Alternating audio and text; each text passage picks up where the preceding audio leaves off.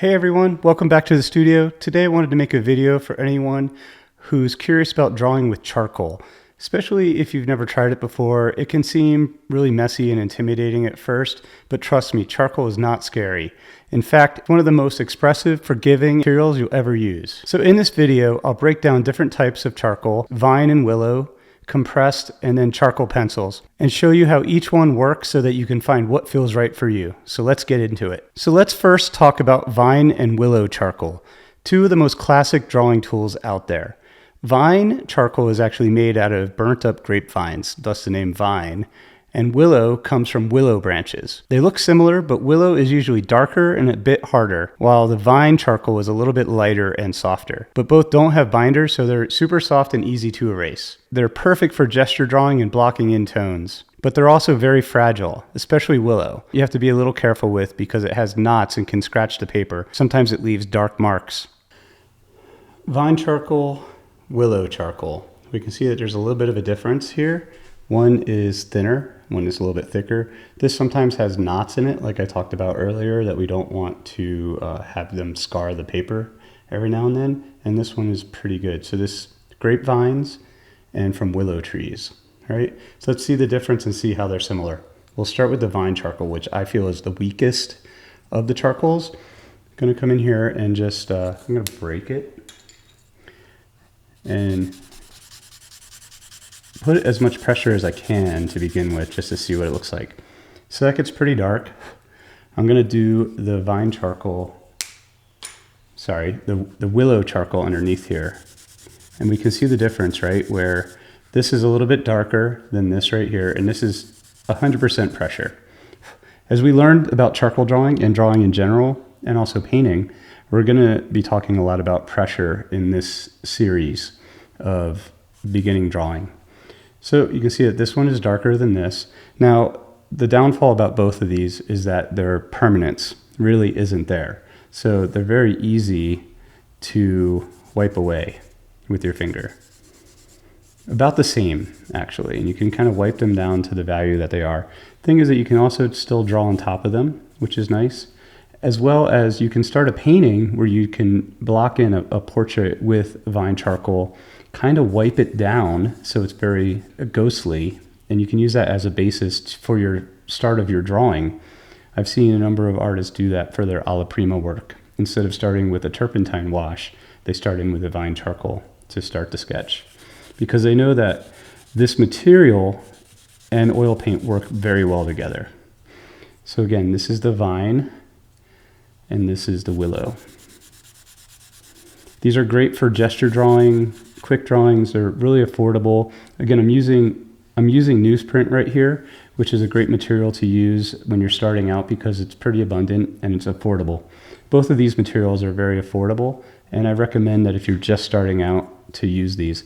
I'm going to use these materials in my next video where we're going to work on learning about comparative measurement for beginners, working with simplifying old masters' paintings and drawing them side by side, thinking about the mindset for comparative measurement. And I'll be releasing that video soon. An eraser that I recommend is this Factus Eraser right here. It's extra soft and dust-free, and you can see that we can pretty much get down to the actual paper again, even when we have 100% pressure on there. So let's talk about compressed charcoal. This is the bold, punchy stuff. It's made from powdered charcoal mixed with a binder like wax or gum, and it comes in soft, medium, and hard grades. Unlike vine and willow, compressed charcoal is much darker, so it's perfect for deep shadows, bold lines, and high contrast work. It also holds a sharper edge so that you can get more control and detail. However, the trade-off is that it's harder to erase, and once it's down, it usually sticks there. So you'll want to be more intentional with the marks that you make with compressed charcoal. Let's talk about compressed charcoal in this demo. Compressed charcoal also gets us to a rich dark. In some cases, this is pretty warm in comparison to the willow.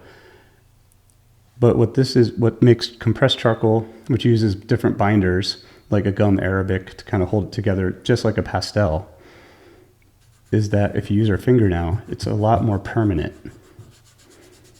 Again, we can use these for gestures, but also for longer form drawings that we want to have more lasting power. Again, if we take our eraser, we can cut right through it as well. It's the beauty of charcoal. It's not as permanent as we think it is. I can shape up this shape here. That's compressed charcoal. Next up are charcoal pencils. These are basically compressed charcoal wrapped in wood, just like a regular pencil. They're great if you want the look of charcoal without the mess. You can sharpen them to a point, making them perfect for detail work, clean edges, and finishing touches. They're also much easier to handle on the go. Just keep in mind, since they're made with compressed charcoal, they can be harder to erase than Vine or Willow. Charcoal pencils are a very solid choice if you like control, precision, and a cleaner drawing setup, but still want that rich, velvety charcoal feel. This is an 4B soft charcoal pencil, which is compressed charcoal, but with a wood casing around it. And what this is great for is fine lines and quote-unquote detail, but more control. If you're used to drawing with pencils, either graphite pencils or color pencils, this would be perfect for you. We can sharpen these pencils to a very good point, and they get us the same darkness within the soft grades that we have, and also the permanence of the compressed charcoal. You can see how this is a little warmer than this right here. This is also pretty permanent. So I'm going to do a block of this, and we're going to run the eraser through it.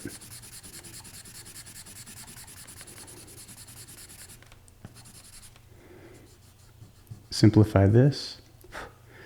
In an upcoming video, I'm going to do a value scale for you guys, which is based on how much pressure we put onto charcoal as well, to show you guys how we can alter the value within a drawing.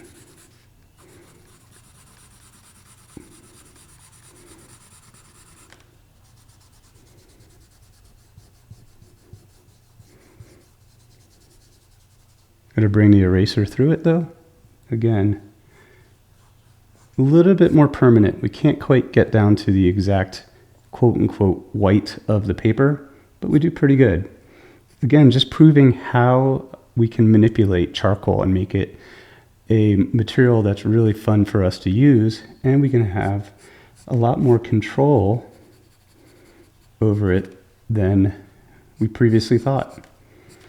Thanks so much, guys, for watching, and a big shout out to everyone supporting me on Patreon. Your support means the world to me, and I really appreciate it. It really helps me to keep making these videos. If you're not on there yet, you can actually join for free, and it's where I share my official mailing list, behind the scenes stuff, and updates on upcoming workshops and videos. And keep an eye out, the next video is coming soon, and we'll be diving into comparative measurement for beginners using charcoal.